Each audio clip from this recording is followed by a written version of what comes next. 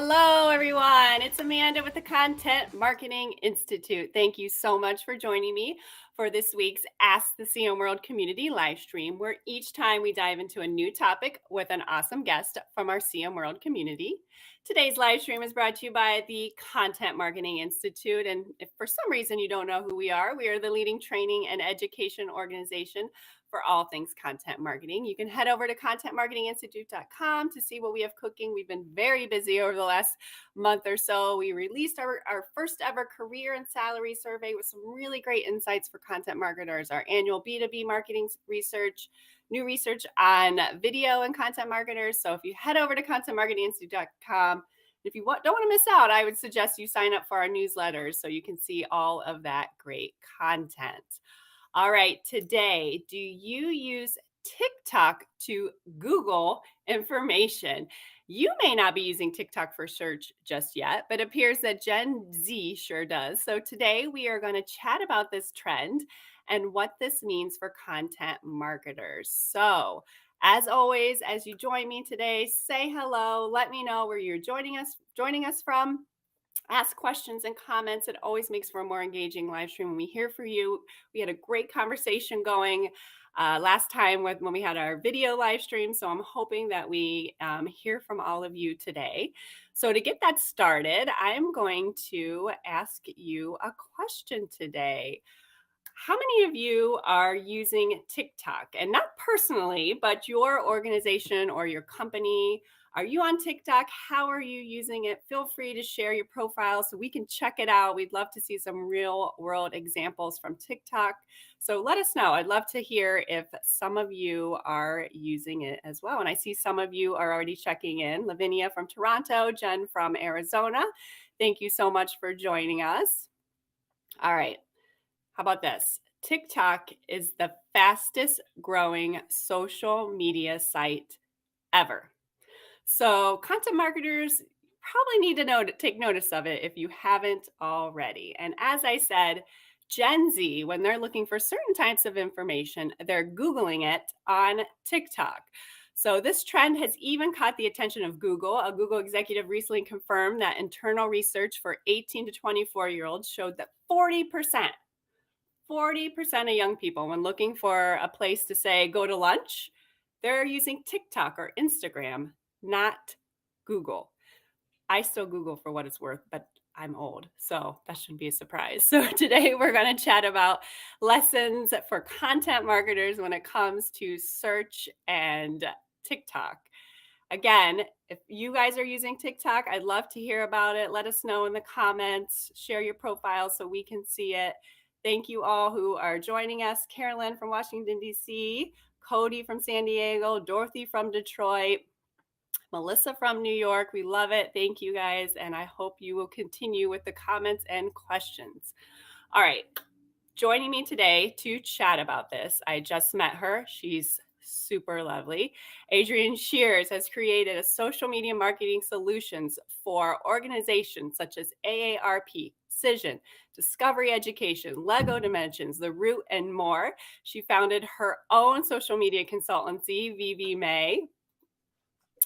VV May Labs, got it right. You can find her often featured, especially recently in ABC News, Adweek, PR Week, Reagan's PR Daily, Sprout Social, and more. Hello, Adrienne. Thank you so much for joining us. Hello. Thank you for having me. This is so awesome. We have a ton of people joining us, Turkey, Kenya, Paris, from all over the world. So we're super excited to have you on. All right, Adrienne, when you read about this trend, or you started hearing about it, so you went out and decided to conduct your own focus group to learn how is Gen Z really using TikTok for search. So what did they tell you? How are they using it, and why are they using it like they are? So they were very candid. They love using TikTok specifically for like lifestyle searches. So where to eat, makeup to wear, fashion choices, planning vacations, fun things like that. The reason why is they want the visuals. They need a 360 view into these searches, and they felt Google just wasn't sufficient. They also thought the Google searches were a little irrelevant. They had a lot of ads. ads, and they wanted to see different things. And they loved that the algorithm, TikTok's algorithm, really knew them well. And so they felt like the searches were more relevant. They also can look at content from creators. So not just what the brands are saying, but can get a 360 view in not just the video, but I can see different creators or customers talking about the same place. But I think it's also important to remember that they still use Google, right? They're still using Google, but for very specific things. So Google is still important for marketers, right? Yes, Google definitely is still important. So Gen Z, they did say they will use Google either to verify information they've seen, to get more information. For other types of information, they said, like for health, if they don't feel well, they will go to Google because they view that as more credible. And think about Google. Yes, they're using TikTok to search, but you can now Google a topic and TikTok videos can show up. And then Google is also evolving. They have a for their, I believe their iPhone, they have a discovery feature or sorry, explore where content is coming up. And they also have like neighborhood vibes. A lot of Gen Zers, they did not grow up with a paper map. So for us or millennials older, we know Google Maps, it looks like a map, but for them, what is a map? So they Google launched a new feature. You could see kind of the vibe and see what a neighborhood looks like, not just a paper map. So Google will definitely still be relevant, and it's doing different changes to make the content more relatable. They know that people are having issues, so they're going to make changes. It's Google. They are very popular, and they're not going to go away without a fight. So definitely don't sleep on Google. Yeah, and I think it's just important to remember the mindset of Gen Z. Like you might as us older folks like, oh, they just want the video and they want it fast or whatever. But no, like if they're going they know about fake news and they are smart, like they're going to go, get their information from Google or a reliable source, they know. Right. They definitely know. They just enjoy, with TikTok, they're getting the best of both worlds. They're getting entertainment. And they're able, I think the thing that they did talk about a lot for using Google is they have to keep looking. They were like, I have to go on pages and pages and pages. They don't want to do that. And with a video, they're like, I can see within the first few seconds, do I want this? And if not, I can just keep scrolling on by. Yeah, that's an important point to remember. All right, I'm talking to Adrienne Shears here. We're talking about TikTok search Gen Z. If you have any questions for her, please feel free to leave them in the comments and we will try to get to them. And let us know. My question of the day was, is your organization using TikTok? We'd love to see it. You can share it with us. And we'd love to know how you were using it as well. So Adrian, how can brands adjust or maybe develop their TikTok strategies to take advantage of this TikTok as a search engine trend? So they can use it in a couple ways. They can use it for listening, for example, to see what people are saying about either their brand or things relevant in their industry.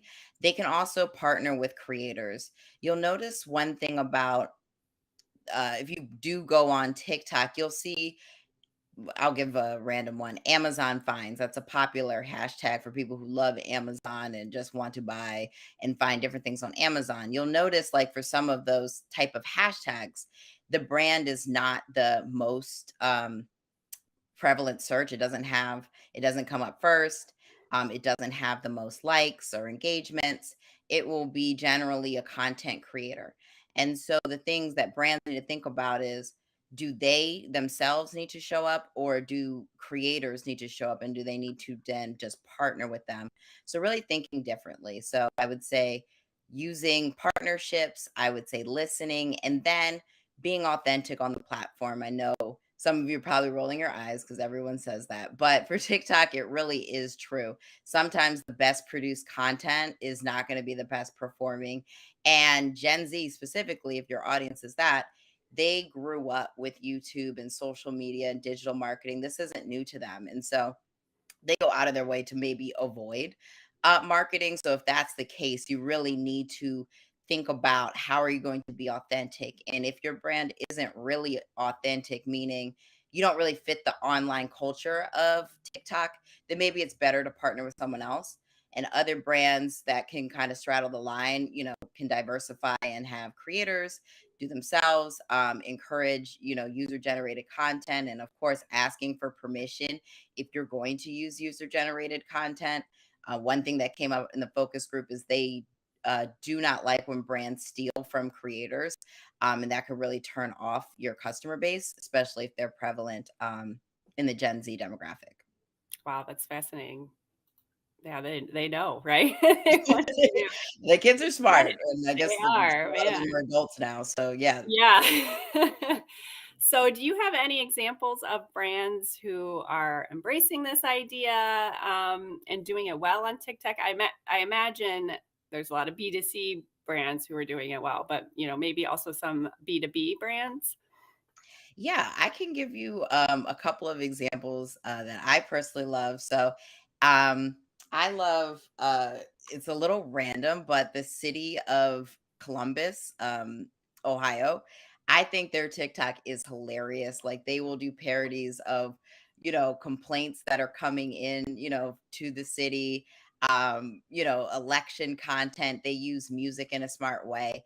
So music is very important on TikTok. It actually can help boost your visibility as far as search. And then there's also research that's shown that people remember brands better when they're associated with a song. So that's something for people to think about. Another is I call it SEM Rush. It might be SEMrush, but the software company that does, helps people with their SEO.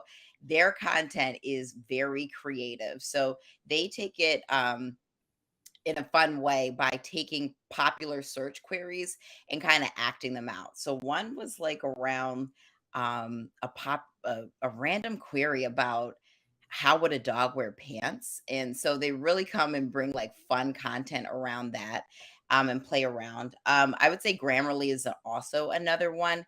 They have ways where they're talking about, for example, grammar tips. We'd expect that. But then they also have your reactions when you send an email or publish a piece of content and there's a typo in it and you're screaming. And so one of the videos I think is pinned and she's screaming. So it's something that's very relatable. And you notice for these, I guess, brands or organizations, they're not just, giving a product tutorial or tips. It can also be very varied. Just like I said, like fun around the industry because content on TikTok or any social platform, if it's relatable, if it stirs up some type of emotion, like who here has not created a typo that you just after sending it, we're just like, why did this happen to me? That is something that we can all relate for. Another one I would say is Squarespace. So Squarespace is, I guess, a website provider. My website's built on it, a lot of people's are. So they have like behind the scenes of some of their customers. So one was a person who makes purses. So we're seeing behind the scenes of how she's making purses. So really showing like how they can, how their community uses their craft and their skills and those things, then they sell thanks to Squarespace. So indirectly, marketing Squarespace, but really showing, for example, how TikTok can be more lifestyle. It fits in because a person's lifestyle, but the person who's using it now we're at a B2B. So kind of doing some creative things around that. Being relatable, that's what you said that I think is an important piece there, and, as with anything, we know it's not always selling in your face, so if you're relatable and interesting. Sandra says here, I actually became more proficient at making vids by embracing TikTok as a Caribbean writer. I found my tribes there by not taking yourself too seriously. I think that's also a good point. You really allow people to get to know you or know your brand as well. Um, Jeremy is asking, does Gen Z search for home services or professional services?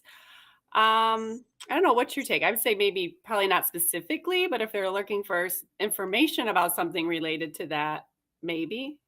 So That one, I'm not sure. The focus group, they were very focused on specific things such as, the fashion and the makeup and traveling and things like that, so I didn't get any of that. I do know since I've released the focus group, people from all over have felt the need to share how they use, TikTok, for search, and so some people have said everything from home improvement to, health, which was a little concerning. One of my friends had, like, a health issue and was like, "Oh, don't worry, I went to TikTok, I solved it," and I was like, you should go to a doctor instead. So I'm not sure about the legal, but I think similar to what I said about Grammarly, right? Those emotions that tie into needing a legal service. Maybe if it were for creators, they're afraid of getting their content stolen.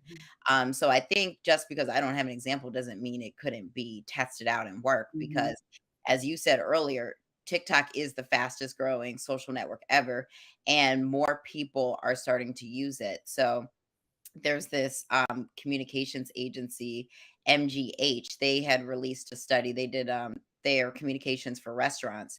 They showed 53% of millennials who visited a restaurant on TikTok will then go to the actual restaurant or order out. And then they actually said it's 38% of all generations. So I say just because something is a trend now as far as what type of searches, I wouldn't be surprised if it evolved to those legal, and accounting. Well, can you imagine I mean, I like talking about tax season, like how many you could probably do a lot of You can do a lot of interesting things. entertaining TikToks if you're an accountant or accounting agency around tax season. So but going back to what you just mentioned about, millennials and other generations. So do you see this trend spreading to millennials or others? I do. Since I've released the group, I've gotten a lot of comments from people I don't know sharing like, "Hey, I do this too, and I'm not Gen Z." And then other people, they use other social networks for search, like Reddit is popular, Twitter is popular. So it's not far-fetched that other generations come on. I will say the people who have the best user experience with the search, at least the ones who've talked to me, are the ones who use TikTok heavily because when the algorithm starts, it doesn't maybe know you as well as someone who uses it a lot. So the people who are like, it didn't work well for me, I asked them, do you actually use TikTok? And they were like, no. Versus those who do, they're like, "Oh my gosh, yes, this is great," because TikTok has some history with Mhm. them and knows them better than someone else. So, yes, I am seeing that Gen X, millennials, and a few boomers are using TikTok. I'm going on a vacation, and I have been using TikTok to look at restaurants and the hotel and kinda see how it looks. So, I'm still a Google person, but I'm embracing, the changes. Yeah, once that TikTok algorithm knows you, like, they'll serve you up They'll serve you what what you you didn't need. even know you needed. That's all Yes. that's what they'll do. So, this has been a great conversation here. Wrapping up because I think this sort of brings it together. You also posted something recently on Twitter and LinkedIn that caught my attention when it comes to all these social media platforms. We all know the drama and uncertainty going on with Twitter. And so, as you predicted, that more people will probably be moving to LinkedIn and posting more often over there. And that you predict people are going to be mad about the number of people twittering on LinkedIn. So basically, the mentality is like, you can't do that on LinkedIn. So, but I really loved your take on this. Why is it so important to keep an open mind when it comes to these social media platforms and these trends that basically change like every day? Well, it's important because all of these social networks change. Think about how we first used Facebook or even the perception of Facebook. When I got Facebook, you had to have an edu email address and you were really cool if you got one. Like I remember waiting for my Spellman email address so I could sign up for Facebook. I never would have imagined that it would be the social network for boomers or politics. And same with LinkedIn. I remember when you were afraid to update your LinkedIn because you'd be getting called into your boss's office, or your colleagues would be like, "Oh, she's looking for a job." And now people are sharing like wedding photos, their kids, different work milestones, which, not weird, but the way they're sharing it about like, "Oh, I was so scared when I first started, and here's how much I've grown." They're getting a lot more personal. And even with the Reddit, like, I didn't know you could use it for search, but I'm learning, myself and other people use it for that. Same with TikTok. We're seeing Google change. They're incorporating more video. I'm sure some of you guys have noticed that when you're searching things, you're now seeing some video coming up in your searches. And so with LinkedIn, we're going to, and a lot of other platforms, Tumblr, they have been reporting that more people have been using them, uh, likely because of what's happening with Twitter. So I think we'll be seeing more short form, candid content on LinkedIn. And so, whatever you think LinkedIn should be, or any platform, have an open minded, because it very well Right. could change. That's right. Everything you said totally resonated with me. I'm like, yeah. I mean, not that long ago, everyone was like afraid to do these things. Yeah, the Facebook and the boomers, like that. Yeah, it's everything changes, and I don't understand why people get so angry that there can't be something a little different. It makes it a little more interesting or exciting. So, well, thank you so much, Adrian, for joining me today. How can people connect with you or learn more about you? You can connect with me on Twitter. Adri Shears, so ADRI Shears, SHEARES. My website, VV May Labs. And if you go to my Twitter or LinkedIn, there's a link where you can just click a contact me, or see different articles and things that I've written. And then I'm on LinkedIn, Adrian Shears. So yeah, I'm frequently on social media, so always happy to say hi. Yes, check her out. Like I said, I've been following her and some very interesting posts and topics that you have been posing as well. So thank you all for joining us today. I really appreciate it. Until next time, I will see you. See you, Adrian. Hi, thank you.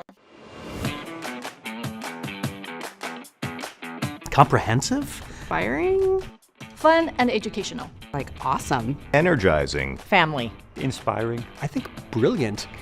fabulous.